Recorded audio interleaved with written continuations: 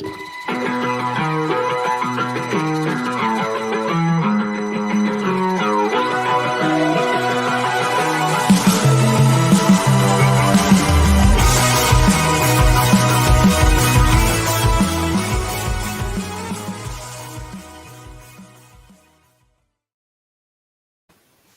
everybody, and welcome to At the Book here on a Thursday. Although none of us are at the book, we're all remote and live. We had so much going on at Caesars. We are all wrapped up in stuff. We are home this weekend, but we're at the book nonetheless here on a Thursday. What's going on, fellas? Devin Jackson, Spencer the Guru Urquhart. Devin, how are you today? Doing pretty good.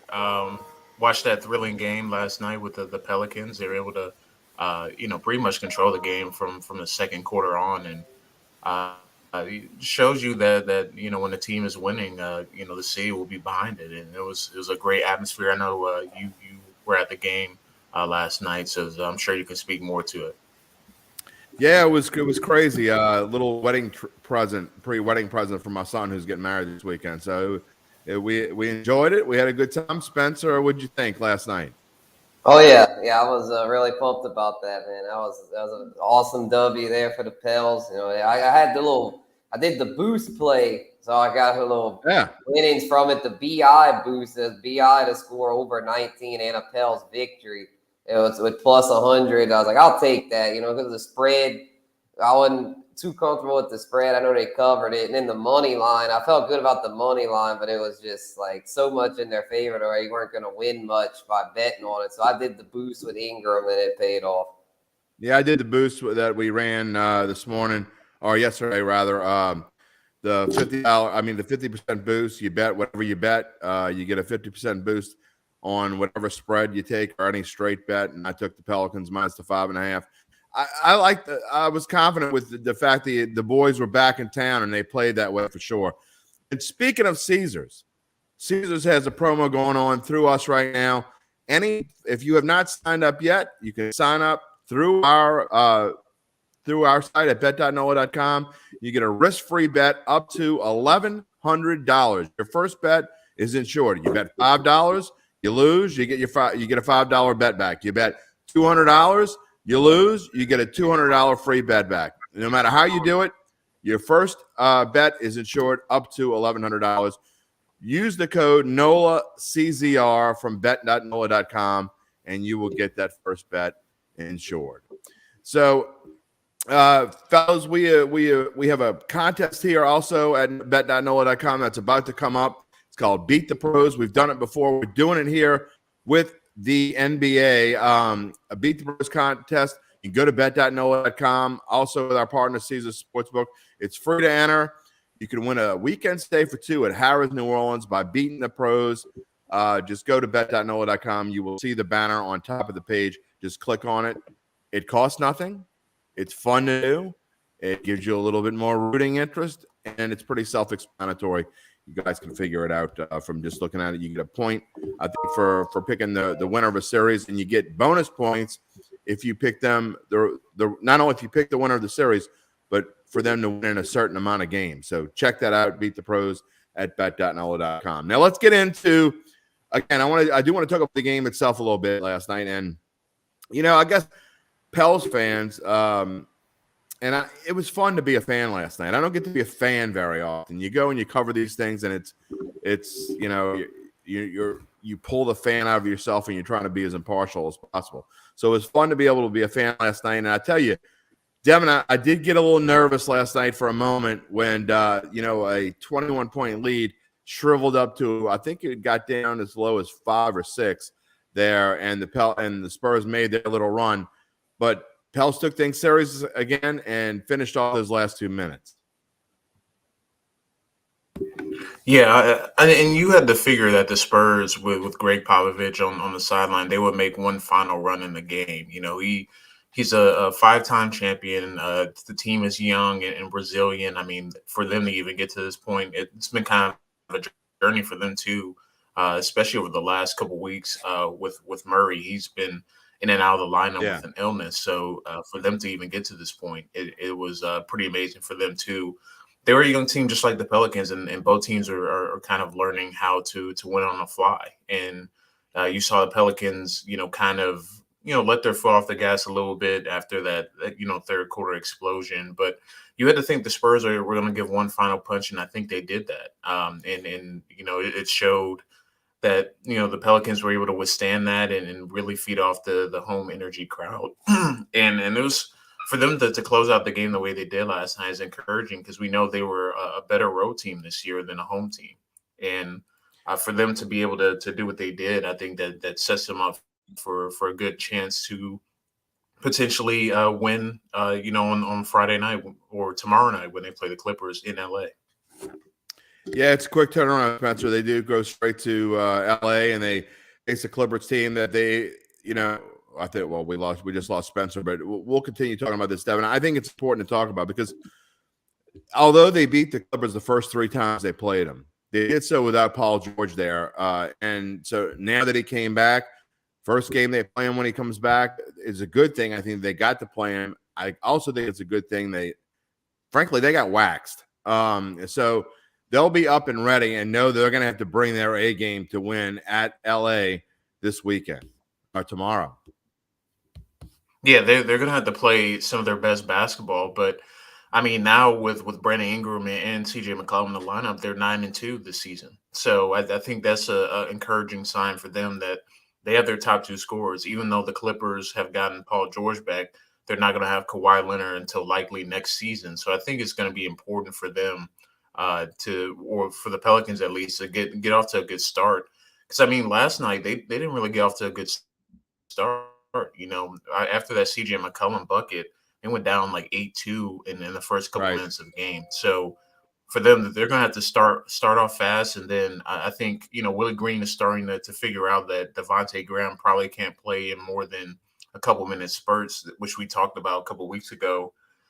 Just not having a scorer on the court kind of hurts the Pelicans when they have to sit Brandon Ingram and CJ McCollum. So I think it's going to be important for them going into this game, understand that, Herb Jones is probably going to see a lot of time on Paul George, and he's going to have to do another terrific job like he did on Murray last night. But it's going to be very crucial for the Pelicans to get off to a good start the game. Yeah, I thought Herb was great. I thought a lot of the, B.I. and McCollum did their normal thing. Jonas Valanciunas did his thing.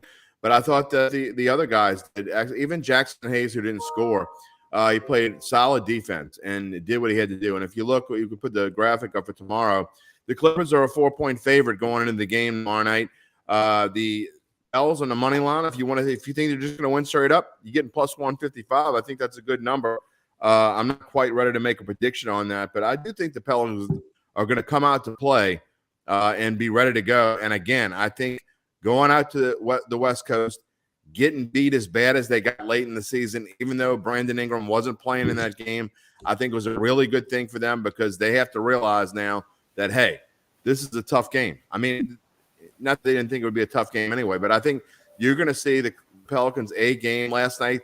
It did not faze them at all. The big crowd, the playoff atmosphere, the sellout crowd, they got behind early, Spencer, and I think that, that also kind of helped a little bit. Getting behind early, I think they were down 8-2, then 10-4, and didn't kind of take charge until I think towards the end of the first half, they started to impose their will a little bit. They had that little run at the end of the first quarter. B.I. had the fantastic dunk and then the Euro move and gets his points there, and McCollum with an incredible second quarter.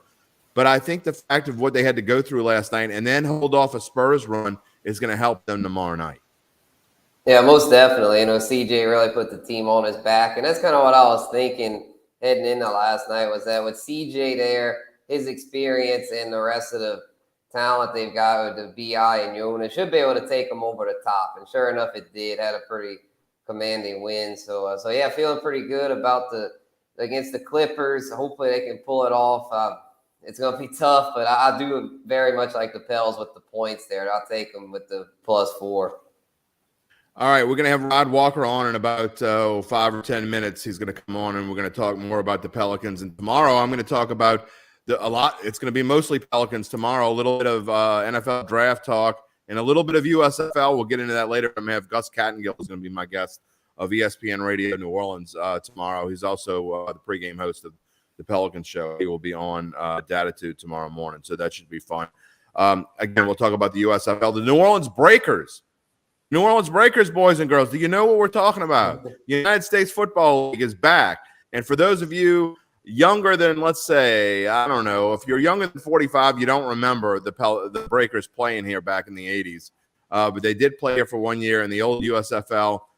Buford Jordan, if you remember, Saints running back in the day, played for that Breakers team. We had a ton of USFL talent that ended up playing for the Saints and making the Saints a really solid team. Bobby Adair was a member of the Michigan Panthers, I believe, and also the Oakland Invaders. So we had Vaughn Johnson, Sam Mills also played in the USFL. Lots of USFL talent. And I think the NFL now kind of partnering with the USFL is going to help that. We're going to get into that a little bit. But I do want to talk – we're still in the NBA because, look, we've got two – I think this play-in tournament, I'm not a huge fan of 10 teams making the playoffs, okay? I think anyone who's listened to me longer than a day or two knows that I think too many teams in the playoffs is kind of silly. But I will say this, at least it's entertaining. And tonight we have the second game, if that makes any sense, of the play-in tournament. In the Eastern Conference, you got the Hawks and the Cavaliers. Somebody's moving on to the real playoffs. Somebody's going home. Spencer, Hawks -2.5 on the road at Cleveland. I think I like the favorite here, even though they're on the road. Given 2.5, not much there. Look, I know the Cavaliers have had their moments, and that you can't judge what they did by playing against the Nets, who it's ridiculous they were a playing team. We know the story about the Brooklyn Nets this season, but I think you're getting a good value there at -2.5 with the Hawks. Yeah, I can see that. I'll probably go with the Hawks here too because the Cavs are just really crumbling at the worst time. They had such a very solid regular season. They were top 6 for most of the season, and they've fallen out recently. They've just had too many injuries with their bigs going down, Jared Allen and Evan Mobley. I mean, Darius Garland can only do so much over there. I mean, Kevin Love's old as dirt. So, yeah, they just – I mean, they're why they're that old as dirt talk, buddy? Yeah, you're right.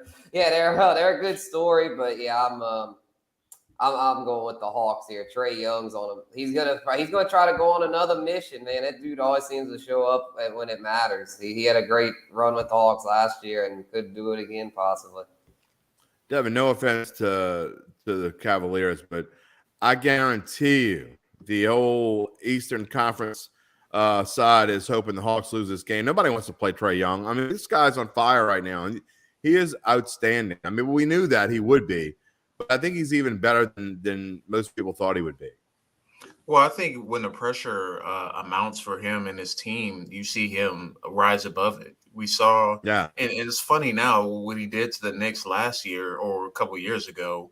People still hate him. And it's hilarious to see that no matter what's going on, Trae Young has just been hated around kind of the country or in New York specifically. So I have a feeling he's going to have one of those vintage-like games like he did in last year's playoffs where he puts on a show. And I think the Cavs are kind of victim to inexperience. They haven't been here before.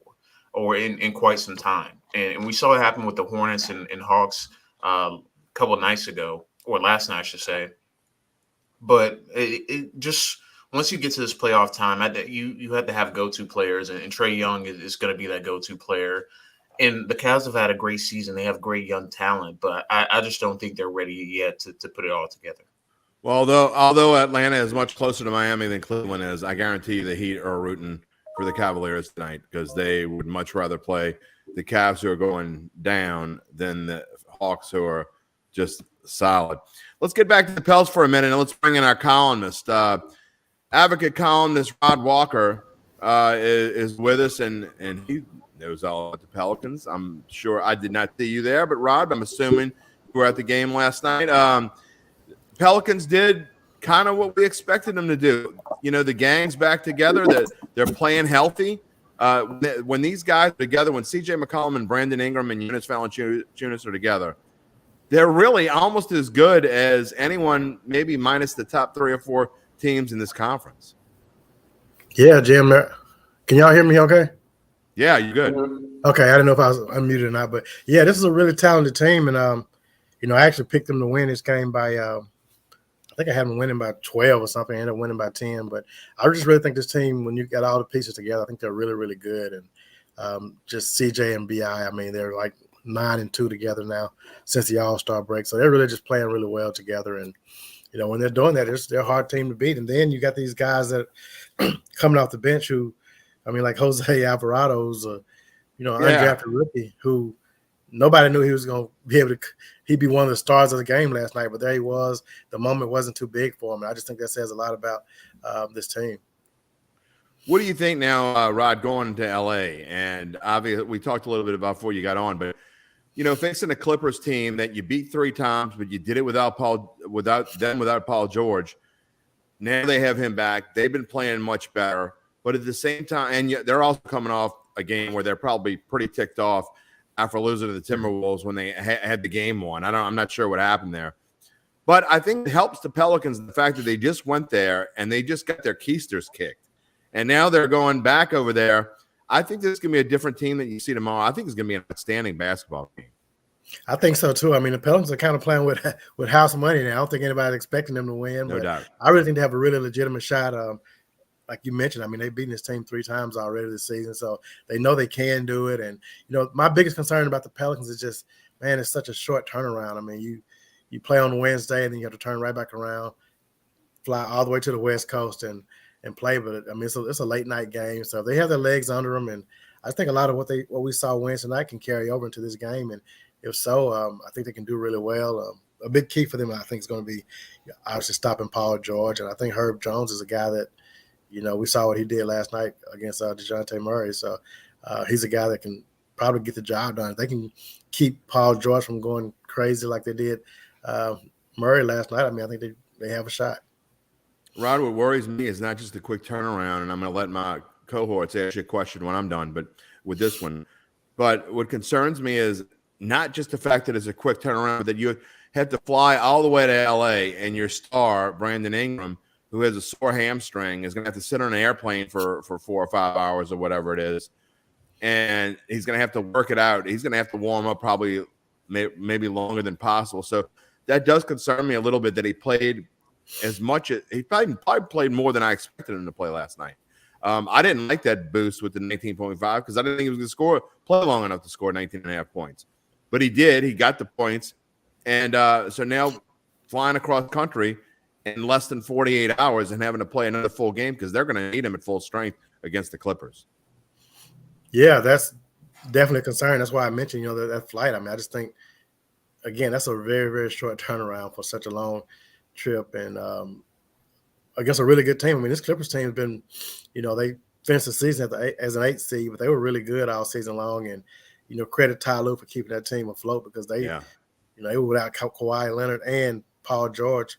And, Paul George just came back. So for him to even have this team playing as well as they have is, just says how much he's, speaks volumes about the job he's done for them. And I'll cut in here. Trey Murphy has been a surprise rookie for the Pelicans as well. What have you kind of seen from him? And do you think he'll be kind of a factor in Friday night's game coming off the bench and kind of providing a spark for that second unit for the Pelicans? Yeah, I think he will. A lot of times people talk about these coaches shortening their bench during the playoffs, but I mean, the Pelicans are still, pretty much. I think they went 9 deep yesterday. I don't know if I can't remember if Billy and Herman Gomez played. Billy never came in. Yeah, he never. Yeah. So I think he went 9 deep last night. But yeah, this is a team that, Willie Green, he believes in these young guys. He's letting Trey Murphy play, key minutes in a big game. Again, we mentioned Jose Alvarado, and obviously we've been talking about Herb Jones all season, another rookie. But, he had Herb Jones and Jose closing out the game last night, a do-or-die game. So, I mean, to have 2 rookies doing that says a lot about this team. And but, yeah, Trey Murphy's a guy that, if they can get any kind of steal some minutes and some points from guys like that, and they kept out, because we know that Brandon Ingram, C.J. McCollum, and we know what Jonas is going to do. I mean, they scored 81 points together last night, those three guys. So if you get that kind of production from them, anything you get from anybody else is just, just gravy. So, and again, they got that from Jose last night. He got those 10 points in the first half to kind of keep things going. Spencer, you got a question for Rod? Yeah, go ahead. Yeah, I do. Yeah, so Rod, I know that the Pels, but BI and CJ, of course, get most of the attention as far as being the go-to guys. But the bigs chip in a lot, Jonas and then Jackson Hayes. So how big of a factor do you think that the big men will play against the Clippers? Yeah, I think they'll do well. I mean, Jonas in that third quarter, he was he kept, I think the Pelicans were up 11 at halftime, and Jonas, they just started dumping it into him in the third quarter, and they were able to maintain that lead. And then obviously the Spurs cut into it like in the fourth quarter. But yeah, Jonas he's been one of the most dominant big men in the league this season. I mean, obviously we talk about Embiid and Joker and Giannis as far as big men, but I mean, what Giannis has been really consistent all season long, averaging a double-double, and he's gonna get the rebounds and he's gonna bang down low and get the points. So he'll be big if they can get that kind of production out of him Friday night. That's big. That's a good job for them. I find it interesting, Rod, before we move on and talk about just the general NBA picture. All this talk about Zion with his 360 dunk last night and fans getting excited and hopeful. I mean, let's face reality. Even if the Pels win tomorrow night and they advance to play the Suns in the Western Conference, the first round of the Western Conference playoffs, Zion is not going to play this season. I mean, maybe if they made some kind of deep run, maybe like a slight maybe. But it's great to see that Zion is getting healthier, and it gives us promise for next year. But we're not going to see Zion Williamson this year, right? Yeah, I don't think you will. I mean, it's funny. I was thinking, I was like, if he is healthy, I was thinking maybe they could have played him Sunday when they played a Golden State game. Golden State, yeah. Didn't mean the game and didn't mean anything. I was like, if you want to see if he's in shape or something, this will be a good game to throw him out there because, you've already secured your playoff spot, and they didn't do it. So it just kind of makes me think they're not going to play him. And at this point, this team's playing well without him. So I don't know if you want to I agree.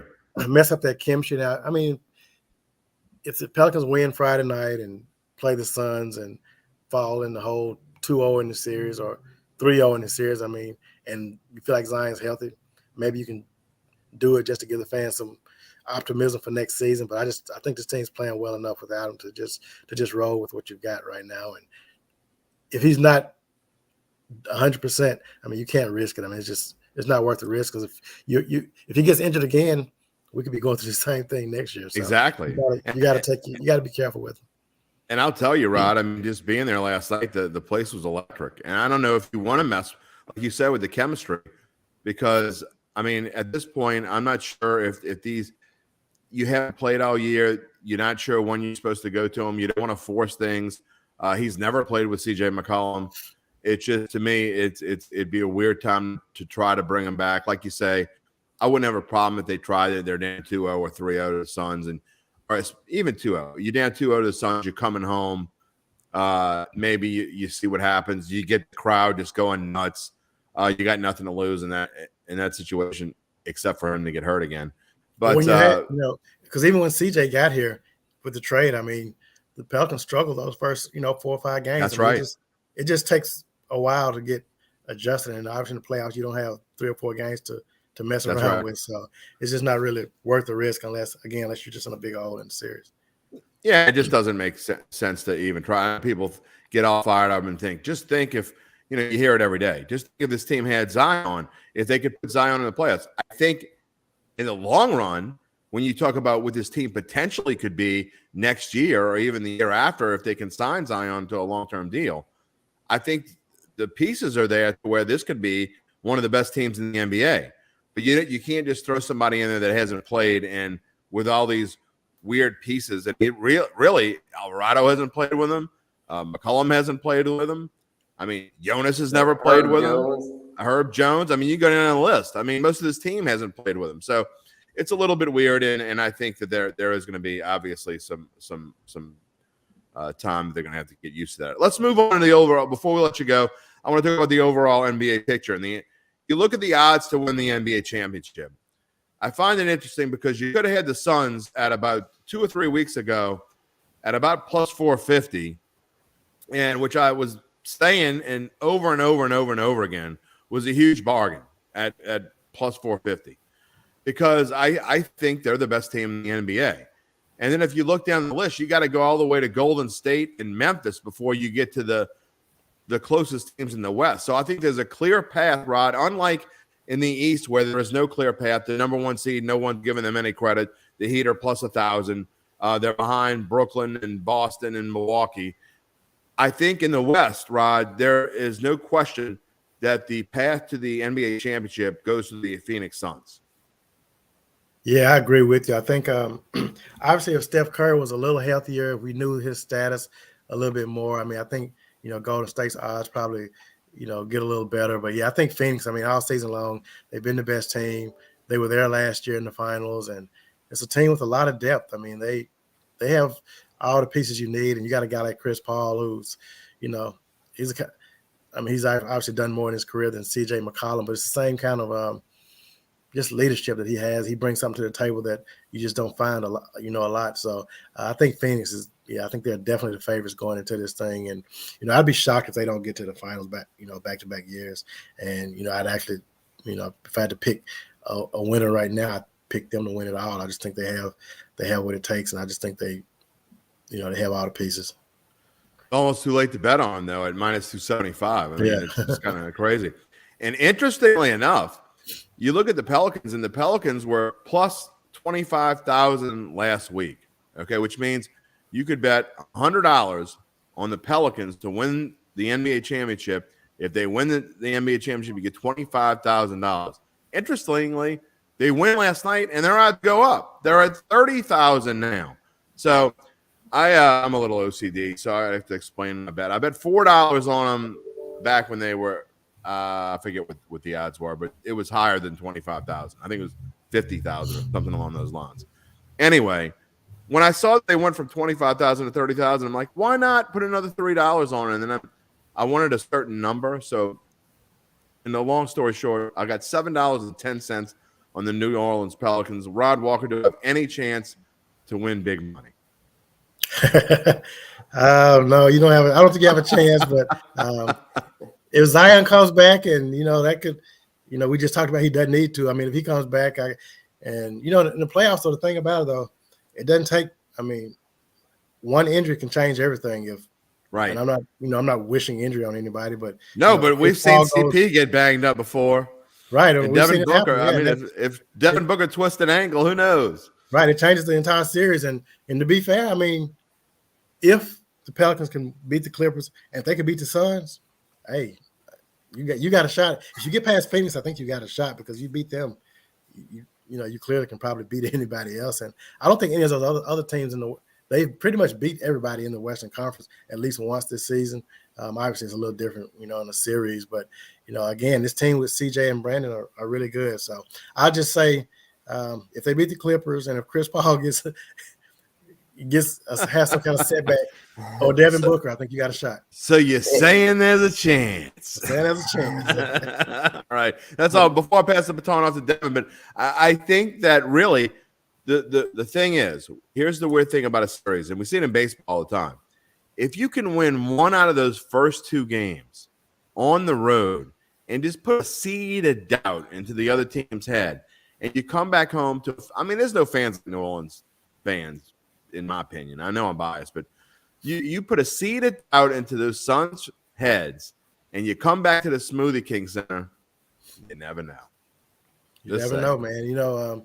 It's a quick turnaround, though. These guys have to play the Clippers on Friday and turn right back around and play Phoenix on Sunday, which is basically 3 games in Wednesday, Thursday, Friday. They're young, right? 5 nights, 3 games in 5 nights, and with a long, flight across country. So I mean, it would be a tall task for them to steal game 1 from Phoenix if they get that far. But you remember what it was like when you were 25 years old. You could do that kind of stuff back then. Yeah, maybe so. Can't do that anymore. Yeah. So yeah, this is a team that, they have. It's gonna be tough, but it's possible. Devin. Yeah. Final question for me.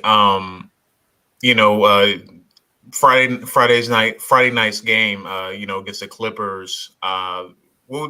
If the Pelicans win, what do you think the reason they win, or what would be the reason they win, or I guess some of the factors that would play into them winning on Friday night in LA? I think the biggest factor would be obviously CJ and Brandon doing their thing, but I think the job that Herb Jones does on Paul George, assuming that's the matchup, I think if he can just, he keep Paul George to, 25 points, it may be enough to keep it respectable. I think the Pelicans can just keep this game close. I think they can find a way to win because CJ just brings a different element to this team that we haven't seen in my time since I've been here. I mean, they've had some. Obviously, Anthony Davis was a really good player. Drew Holiday was really good, but they weren't those leaders like CJ is. I mean, he just brings something different to this team, an element that they needed that they probably haven't had. I mean, they had Rondo that year, which that they ended up sweeping the Blazers that year. He was that same type of leader, I think, that guys kind of believed in him. He had the experience, and playoff experience means a lot in the NBA. I mean, we've seen it with Chris Paul. I mean, he just knows and understands what it takes to win games. So when you have that kind of leadership especially at the guard position, I mean, I just think it goes a long way. Yeah, speaking of which, I'm get to Spencer just a second, but I think he's maybe the best player, or at least most important player for this team since Chris Paul was playing in New Orleans and they were the Hornets. So I mean, and know what Chris Paul is now. I mean, for those that are younger than 30 or so, they might not even remember that much Chris Paul playing here. So I mean, but he was that important to the Hornets, and I think CJ McCollum could be that kind of guy. Spencer? Yeah, I had a question about the matchup of the role players. I know the Clippers have a deep bench, a lot of strong role players. How do you feel that the Pels young bench with all the rookies there matches up with the Clippers? I think you look at the bench, you talk about the young guys. I keep talking about Jose. He's fearless, as you saw last night. I mean, he wasn't afraid of what was a pretty big moment. Trey Murphy, he was just, he didn't really give a lot last night, but he contributed. But I think you look at guys off the bench, you look at that second, they call them the second line, which, since they're in New Orleans, but guys like Larry Nance Jr., who, I mean, he's a guy that's been in the playoffs before, so he understands it. Who am I leaving out? Devonte Graham. We haven't talked about Devonte Graham. Yeah, he hasn't played very well lately. Yeah, he didn't play a lot last night. I mean, he got in there for a little while, but if he can get going, but he's been pretty inconsistent, But again, if you can get anything out of the bench guys, I mean, they can give you 30 points or something like that. You 20 to 30 points or something, that's probably good. So you're just kind of looking for those guys to be able to help out. But this team is going to need the big, quote unquote, the big three to carry the load. I think the bulk of the load. Yeah, I found it interesting that Devonte Graham was the first replacement to come in, I think, other than Trey Murphy when Ingram got two quick fouls. But Graham didn't play very well. Jose came in and did play well, hit the 2 threes right away and hit another 3. But I think we only saw Devonte Graham like another couple minutes after Jose came in and played well. That's a pesky little bugger, man. You do not want him guarding because he's just a pain in the keister. He is, man. And, I think, I talked about them shortening the bench like teams doing the playoffs. And I think, we're going to obviously see Jose get a lot of those minutes that Devonte was getting. I think he's produced in the big moments. And I think you can't deny that. And I think, I think Devonte's minutes could, it could shrink even more over this next game just because of how well Jose's played. All right, before we let you go, our last question: are you pumped up? Didn't know it was happening, or don't care that the USFL is starting this weekend? I'm a little. I won't say excited. That'll be a bit of a stretch, but I will watch the first. I'll watch the first games if I can, and I actually have a story coming up on a USFL story for Sunday. So I'm in tune to what's going on. I'll say that. I think it's kind of weird they're going to be playing all those games in Birmingham, but I do understand it as far as, cost-saving measures. But, it'd be kind of interesting if the New Orleans Breakers were actually playing here in New Orleans. But I guess eventually they might get to that. But, I'll be definitely tuned in. It'll be a little different than the first time they played back in 1984.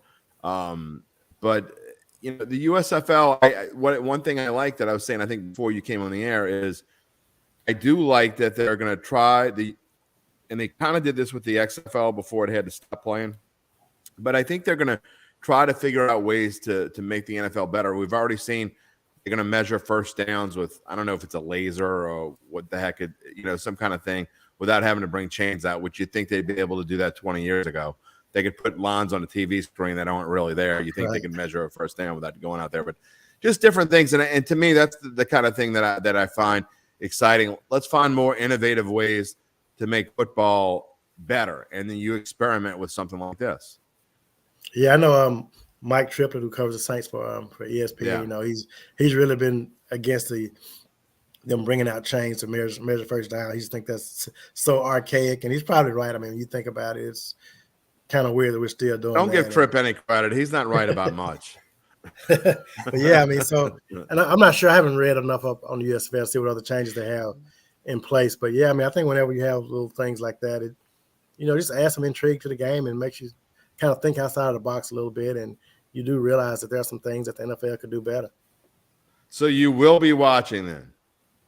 I will catch a game that's not conflicting with the NFL playoffs at some point this weekend. Right. And it may not be an entire game, but I'll tune in for a quarter, and if it keeps my attention, I'll stick around. But it's going to be tough for those guys. I don't know what kind of fans they'll have in Birmingham, but the first weekend maybe they will. But if you don't have a lot of fans in the stands, I think it does sort of take away from the game, and so I'm just not that much into it to be watching like that. But if you have some good players and some players some names I recognize, that'll be enough to keep my attention.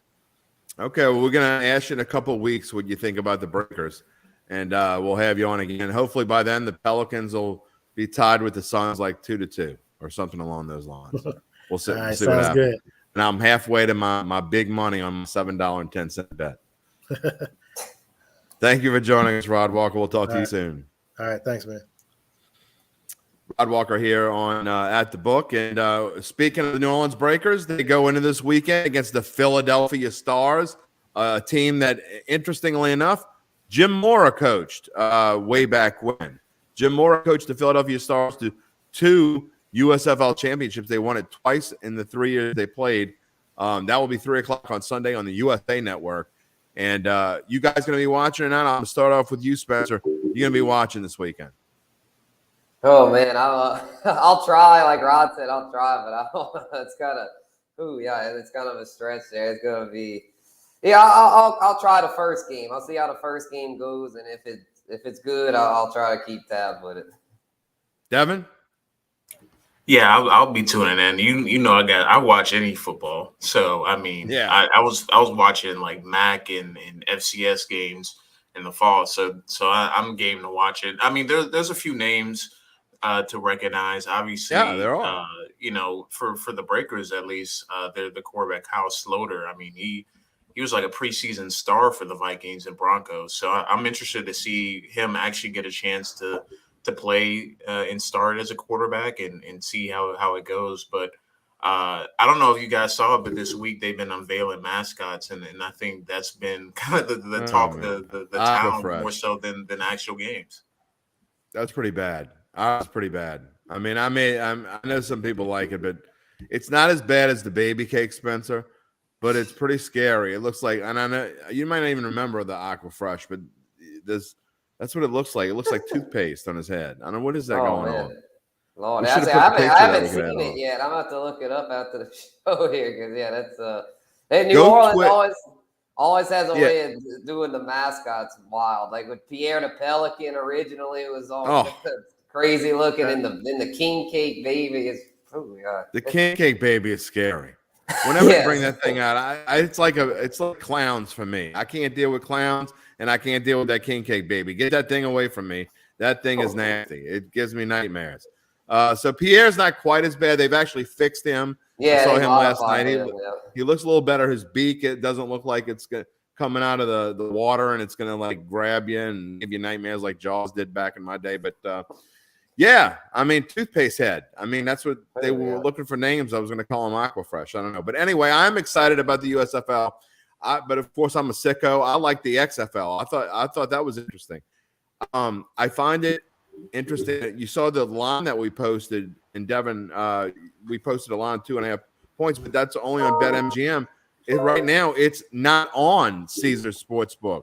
So hopefully they will have USFL lines there, and we'll be able to bet on USFL games easier. Yeah, for sure. I think I would. I mean, I assume most sportsbooks may want to see what the quality is and if there's any interest to even put it out there. But speaking of XFL, you did mention XFL. You know, they named their coaches, and I saw that. And one of the coaches is a former Saints coach, Jimmy Phillips. Haslett. So Wade Phillips. Yeah, Wade Phillips also too. a former Saints coach. Yeah, so a couple of former Saints coaches named to the coaching pool, and I'll tell you what, you know, I think the XFL popularity is apparent, and obviously, I would love to see an XFL team in New Orleans because I think it would do really well. So would I. But I think it's made it complicated now that the USFL has one here. So I'm interested to see if they just go the Houston route and put one there instead of New Orleans. But there's certainly going to be a few teams, I think, in the South for the XFL at the very least. I'm also interested to see if those leagues, both kind of sort of developmental leagues for the NFL, they're kind of USFL more than the XFL, but the USFL is actually working with the NFL. I don't know if the NFL owns the USFL or don't they own them? They bought them they settled for $1 on a trust case back however many years ago. But I'm not sure if they own them, but I know they're more in partnership. But I know the XFL was trying things and they were trying to work with the NFL to try some experimental things. And one of the things the XFL does that I absolutely love, and I hate to get on a tangent here about off-league football, but you know, when they review a call or a play, you can actually hear the officials talking to one another and hear what they're talking about. Oh, you're talking about the Sky Judge. Yeah, and my son and I were talking about this last night. They had a call last night in the Pelicans game. If you watch the whole thing, ball went off a Spurs player's foot. They went and reviewed it. They reviewed it for like 3 or 4 minutes and came back. I guess it was inconclusive. Didn't have it on the TV, but it was clearly off the guy's foot. I'm not sure what they think was inconclusive, but regardless, no matter what they call, I sure would like to hear their discussion and their thought process of what do they think and what are these officials talking about instead of just coming back and telling us the play stands. That doesn't tell me anything. Why does it just stand? I don't want to hear Gene Steratore tell me his opinion on why it stands or Terry McCauley's opinion on why it stands. I want them to tell me why it stands. I mean, so I think some of the innovations that we see over the course of these two leagues in the next year or two, I think they're going to have, if they work out as well as I think some of the ones in the XFL did, they're going to have to bring them into the NFL. Yeah, I think so. I mean, it's going. I think NFL is at a crossroads, right? So the NBA is always kind of evolving and changing the ways they do. And NFL has been adopting that more recently too. You know, especially with like the overtime change coming up in the next year or so. So I think, you know, the referees are the biggest point of emphasis, and having, you know, a Sky Judge or just hearing the conversation, I think would be a lot more valuable to even, you know, some of the coaches, because the coaches sometimes in games don't get a full explanation, and then they don't get an explanation till like Wednesday of the next week when it no longer matters. That's right. So I think it's important that, you know, with these leagues, obviously don't expect the product to be anywhere near the NFL, but more so seeing how they do things during the game and see if that makes the flow of the game smoother. Well, as one who covered the Arena Football League for 6 years and enjoyed the heck out of it, kind of was when I first got the assignment, I'm like, you got to be kidding me. And then I'm like, wow, this is pretty good. I think it could be the same kind of thing coming up here with the USFL. Spence, what's your take? Do you think that, you know, this innovation is something that we need to look into? I'm going to be looking into what different rules they use and all these different things they use technology-wise.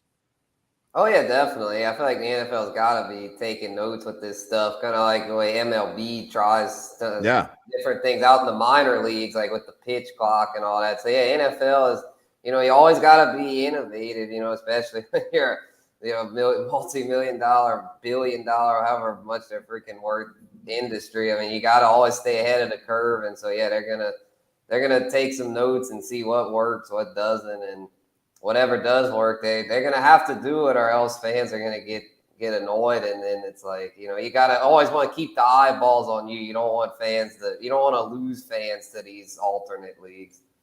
Well, there's no question about that. And I think one thing you need to watch, here's my tip of the weekend if you actually want to dive into the USFL. We don't know anything about these teams. So if you're betting on a game, to me, you're flipping a coin. I mean, I've tried to go through and find experts, people that are covering this stuff and what they've seen and who know of these players, and all of them are completely guessing. So I'd be completely guessing if I gave you any tip on what I thought to bet as far as the spread goes. However, I'm going to lay a little dough on all the unders. They're all 43.5, I believe. And Devin, you know as well as I do that early seasons, even in the NFL, sometimes they have trouble scoring right away, trying to figure things out. And you're talking about guys that have never played together, trying to figure things out. I think you're going to have bumbles and fumbles and picks, and I just don't think there's going to be a ton of scoring in this first week.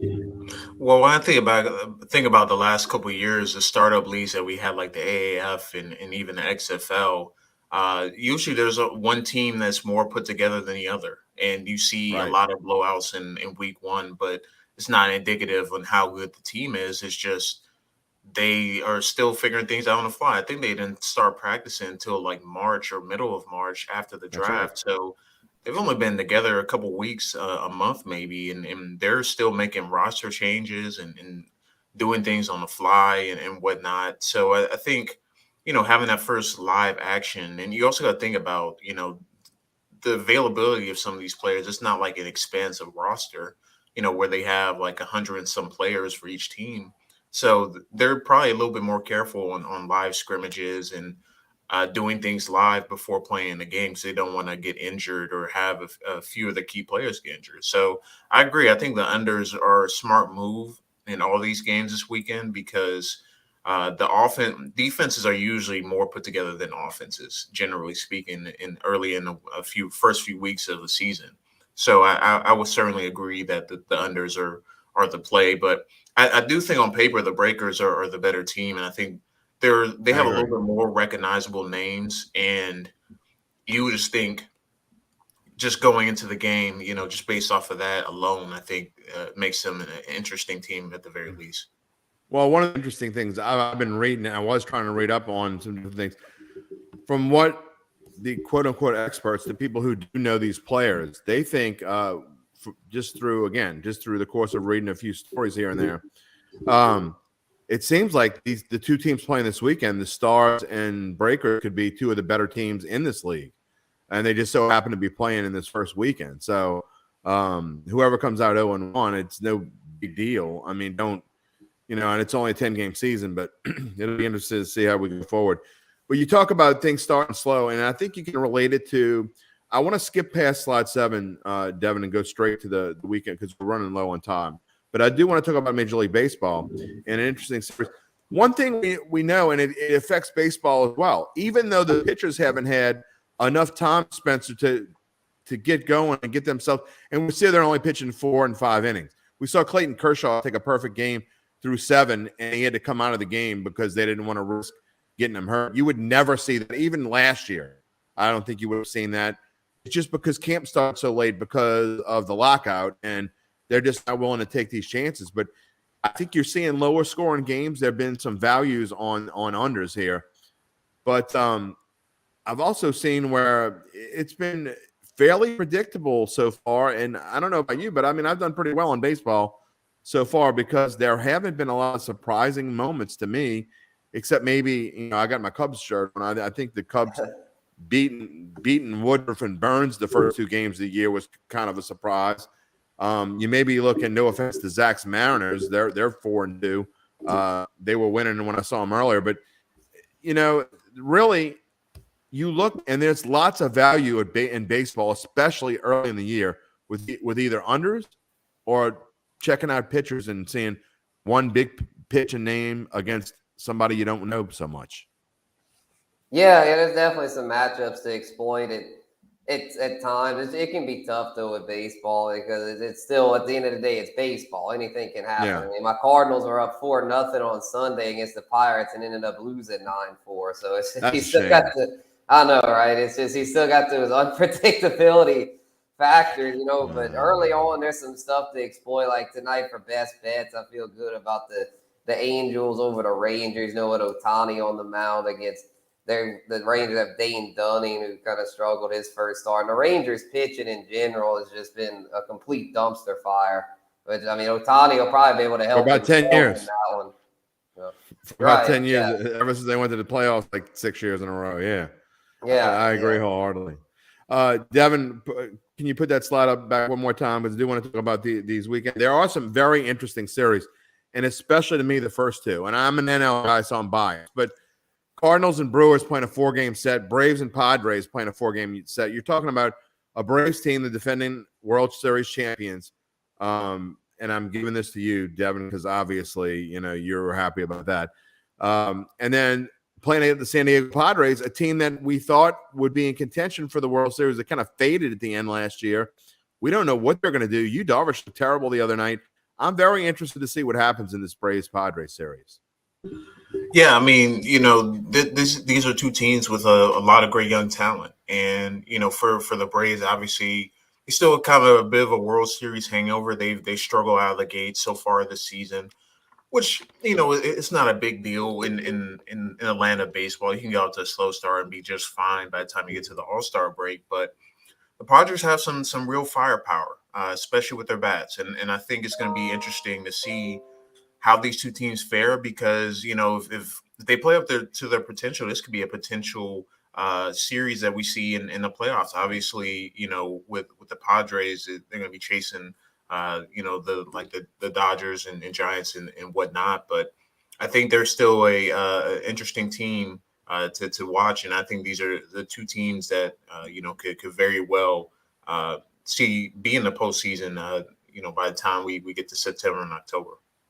I agree, but it's so hard to think that a team that lost to the Nationals twice is going to be how do you open up you're all fired up getting your World Series ring. By the way, that might be the gaudiest and the prettiest World Series ring I've seen all at the same time. The ring was about the size of my hand. You could open it up. It opened, and you could see the stadium. It was like something.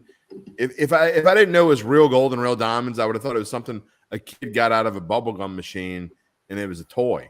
It was so big and it opens up. That's just insane.